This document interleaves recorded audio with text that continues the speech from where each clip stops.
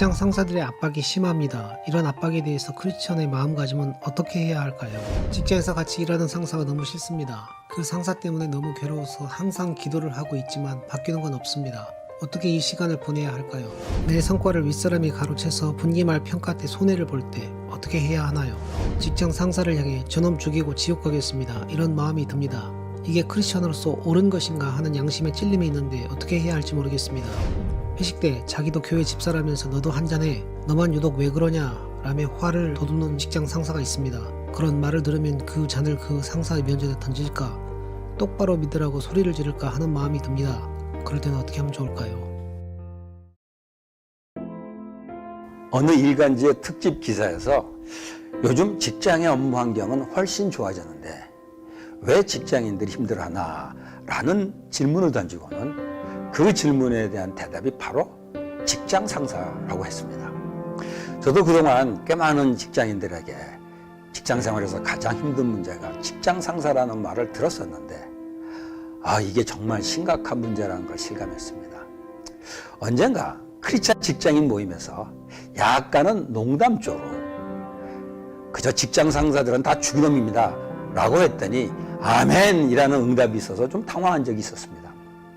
최근에 이상한 변호사 우영우에서 정명석 변호사가 아주 멋진 직장 상사로 나오는데 이것은 우리 직장에도 그런 상사가 있었으면 좋겠다는 바람을 반영한 것이 아닌가 생각됩니다. 직장인들에게 직장 상사의 문제는 정말 시대와 문화를 초월해서 보편적이며 동시에 직장인들이 경험하는 가장 심각한 문제인 것 같습니다.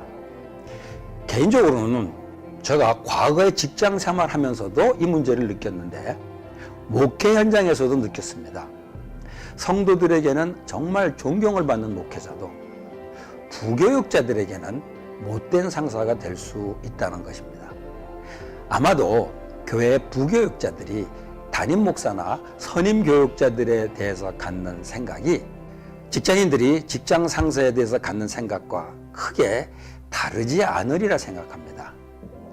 존경받는 목회자도 좋은 상사가 되기 어렵다면 일반 직장에서 상사들은 더 말할 것도 없지 않나 생각합니다.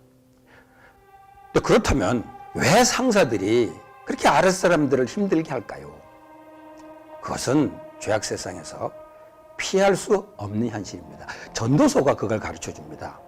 전도서 4장 1절에 보면은 이런 말씀이 있습니다. 나는 또 세상에서 벌어지는 온갖 억압을 보았다. 억눌리는 사람들이 눈물을 흘려도 그들을 위로하는 사람이 없다. 억누르는 사람들이 폭력을 휘두르는데 억눌리는 사람들을 위로하는 사람이 없다. 어느 조직이든지 그 안에서 작은 권력이라도 갖게 되면 그것을 사용하게 되는데 그게 아랫사람들을 힘들게 하는 것입니다. 모두 그게 권력의 속성인 것 같습니다. 그러니까 어떤 위치에서든지 자기에게 주어진 권력을 사용할 때 절제하지 못하면 자연스럽게 못된 상사가 되는 것입니다. 이거는 독재자 같은 사람들에게만 해당되는 것이 아니라 자유민주사회 평범한 직장에서도 그대로 이루어지고 있습니다. 원래 그러던 사람이 아닌데 지위가 좀 올라가서 작지만 권력이 주어지면 영락없이 비슷한 행동을 하게 됩니다. 그렇기 때문에 직장에서 이런 상사를 맞이할 때면은 그게 나한테 주어진 특별한 상황으로 생각하지 말고 그저 죄악 세상의 보편적인 현실로 인정하는 것이 좋을 것 같습니다. 오히려 천사 같은 상사를 모시고 있다면 그게 예외적이고 그런 상사를 모시면은 아마 이미 천국에서 산다고 생각해도 좋을 것입니다. 이런 현실에 대해서 성경은 그러면 어떻게 대처하라고 가르쳐주고 있습니까? 그 대답은 베드로전서 2장 18절에서 21절에 있습니다. 여기서 사도는 노예들에게 주인들에게 순복하라고 하면서 선하고 관용하는 사람들에게만 아니라 까다로운 자들에게도 그리하라고 했습니다. 그러면서 그런 주인 때문에 고난을 당할 때 예수님의 십자가의 고난의 발자취를 따라간다고 생각하라고 했습니다. 물론 이 말씀은 정말 은혜스러운 말씀이긴 합니다만 솔직히 현장에서 실천하기는 좀 어렵습니다. 그러나 성경이 고난에 대해서 가르치는 말씀을 깊이 묵상해 보면 긍정적으로도 생각할 수 있습니다. 즉, 나를 힘들게 하는 상사들이 나의 신앙의 성숙에 도움이 될 수 있다는 겁니다. 로마서 5장 3, 4절에 이런 말씀이 있죠. 우리는 환난을 자랑합니다. 우리가 알기로 환난은 인내력을 낳고, 인내력은 단련된 인격을 낳고, 단련된 인격은 희망을 낳는 줄 알기 때문입니다. 시편 119편 71절에 이런 말씀이 있습니다. 고난을 당한 것이 내게 오히려 유익하게 되었습니다. 그 고난 때문에 나는 주님의 율례를 배웠습니다.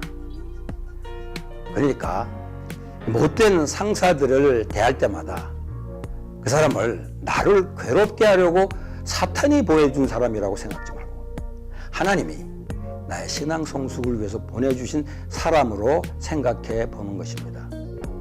그렇게 할 수 있다면 그런 상황을 통해서 내 신앙의 유익도 얻고 그리고 선으로 악을 이길 수 있을 겁니다. 그런 상황에서 못 살겠다고 화를 내거나 들이받는다고 해서 사실 아무런 소득이 없습니다. 이런 사람도 있을 수 있죠. 저런 사람은 내가 모든 사람을 대신해서 응징해야 한다고 하면서 대들 수 있어요. 그러면 주변에서 응원하는 사람이 있을지 모르지만 그래봤자 그 상사는 변하지 않고 공연히 자신만 무례하다거나 건방진 사람으로 여겨지고 맙니다. 더구나 크리스천으로서는 이런 행동하는 건 정말 역효과만 거둘 수 있죠. 다만 상사가 객관적으로 문제가 있는 것이 발견된 경우, 예를 들어서 불법을 행했다거나 조직에 큰 해를 끼쳤다거나 하는 경우에는 그때는 가만히 있으면 안 되죠. 상사의 문제를 그 위 상급자에게 보고한다든가 다른 제도적인 통로를 통해서 전달해야 할 겁니다. 그렇게 하는 것이 크리스천이 감당해야 될 정의로운 행동이기 때문이죠. 정말 힘든 경우에, 상사 때문에 정말 힘든 경우에 선택할 수 있는 몇 가지 옵션은 있습니다. 일단 부서를 옮기거나 아예 회사를 옮기는 것입니다. 만약 그렇게 해서 좋은 부서나 좋은 직장으로 옮기게 된다면 그 못된 상사는 나의 인생에서 아주 긍정적인 요소로 작용하게 됩니다. 마치 요셉이 형들 때문에 고난당했지만 형들 덕분에 출세했던 것처럼 말입니다. 부서 이동이나 이직을 할 수 있는 상황이 아닌 경우에 크리스찬이 할 수 있는 일이 또 하나 있습니다. 가장 중요한 것이죠. 이 문제를 가지고 하나님께 기도하는 것입니다. 먼저는 직장 상사가 변하도록 기도합니다. 못된 상사들 중에 크리스찬이 있다면 정말 이들을 위해서는 중보 기도가 필요합니다. 그 다음으로는 상사가 다른 곳으로 옮기도록 기도하는 것입니다. 이렇게 기도할 경우 대부분의 기도 응답은 그 사람이 다른 것으로 옮기는 것으로 끝나는 경우가 많습니다. 그래서 이런 기도를 했던 사람들이 직장 상사가 다른 부서로 가고 나서 자기 부서가 천국이 되었다는 이야기를 종종 들은 기억이 납니다. 물론 하나님께 기도해도 이런 구체적인 응답이 없을 수도 있습니다. 그러나 그런 경우에도 하나님은 우리에게 기도 응답을 해주십니다. 상사 문제로 힘들었던 우리의 마음에 평안함을 주실 것입니다. 아무것도 염려하지 말고 모든 일을 기도와 간구로 하고 여러분이 바라는 것을 감사하는 마음으로 하나님께 아뢰십시오. 그리하면 사람의 헤아림을 뛰어넘는 하나님의 평화가 여러분의 마음과 생각을 그리스도 예수 안에서 지켜주실 것입니다.